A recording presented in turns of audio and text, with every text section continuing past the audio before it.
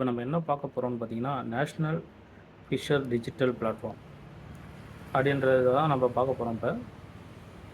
இது எதுக்குன்னா, மீனவர்களுக்கான ஒரு வெப்சைட் வந்து கவர்மெண்ட் சைட்லேருந்து க்ரியேட் பண்ணியிருக்காங்க.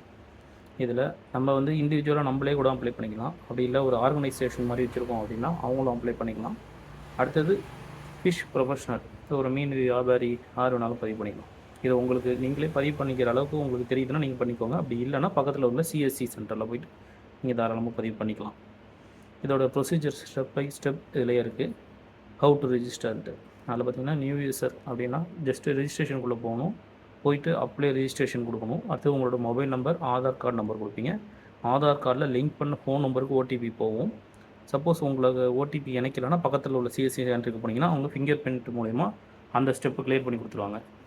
அடுத்தது அவங்களோட பர்சனல் டீட்டெயில்ஸு, பேங்க் அக்கௌண்ட் டீட்டெயில்ஸ்லாம் கொடுத்தீங்கன்னா உங்களுக்கான சர்டிஃபிகேட் ஜென்ரேட் ஆகிடும். அவ்வளோதான். இதோட சிம்பிளான ஒரு இது தான், ஷார்ட்டாக உங்களுக்கு சொல்லியிருக்கேன். இதே உங்களுக்கு ஒரு செஞ்சு காட்டணும், ஒரு மாடலாக வேணும்னா கண்டிப்பாக கமெண்ட்டில் சொல்லுங்கள். அடுத்த வீடியோவில் ஃபுல்லாக ஒரு இது செஞ்சு காட்டுறேன் உங்களுக்கு. இது ஜஸ்ட்டு இன்ஃபர்மேஷன் மட்டும்தான். இதே உங்களுக்கு புரிஞ்சிருக்கும்னு நினைக்கிறேன். ஏதாச்சும் டவுட்னா கமெண்ட்டில் சொல்லுங்கள். தேங்க்யூ.